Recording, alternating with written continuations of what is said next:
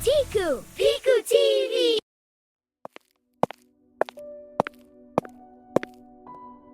ये कहानी है एक छोटे से घर की, जहाँ कभी हंसी हुआ करती थी, लेकिन अब सिर्फ खामोशी रह गई थी। दादाजी रोज खिड़की के पास बैठकर पुरानी यादों में खो जाते थे, जैसे वक्त उनके लिए रुक गया हो। टीकू उन्हें देखता और उसका छोटा सा दिल उदास हो जाता। उसने सोचा, क्या कोई तरीका है कि दादाजी फिर से मुस्कुराए। एक दिन उसके दिमाग में एक नया ख्याल आया। वो अपने कमरे में गया और छोटी छोटी चीजों से कुछ बनाना शुरू किया। रात भर मेहनत के बाद एक छोटा सा रोबोट तैयार हो गया। जैसे ही रोबोट ने अपनी आंखें खोली, एक नई उम्मीद पैदा हुई। टीकू ने मुस्कुरा कर कहा, ये आपके लिए है दादाजी। रोबोट धीरे धीरे दादाजी की तरफ बढ़ा।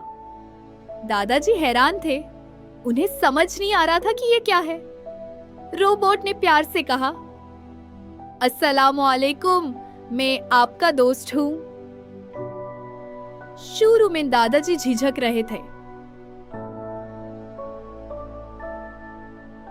लेकिन फिर रोबोट ने एक छोटी सी मजाकिया बात की और दादाजी के होंठों पर हल्की सी मुस्कुराहट आ गई। रोबोट उनके लिए चाय लेकर आया और उनके पास बैठ गया। बिल्कुल एक दोस्त की तरह वो पुराने गीत बजाता जो दादाजी को पसंद थे। दादाजी की आंखों में आंसू आ गए।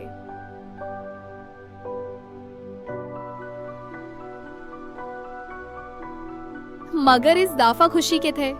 वो अपनी कहानियां सुनाते और रोबोट बड़े ध्यान से सुनता। दिन गुजरते गए और उनका रिश्ता मजबूत होता गया। अब घर में फिर से हंसी गुंजती थी। टीकू चुपचाप ये सब देखकर खुश होता था। रोबोट दादाजी का हाथ पकड़कर उन्हें बाहर ले जाता, जहां वो दोनों मिलकर खूबसूरत सूरज घुरूब देखते। मोहल्ले वाले भी हैरान थे कि इतनी बड़ी तब्दीली कैसे आ गई। दादाजी अब अकेले नहीं थे, उनके पास एक दोस्त था जो हमेशा उनके साथ रहता था।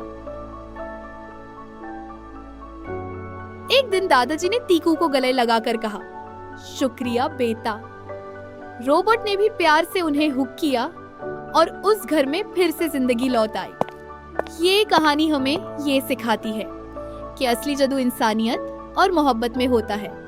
कभी कभी एक छोटी सी मेहरबानी किसी की पूरी दुनिया बदल देती है। Thanks for watching.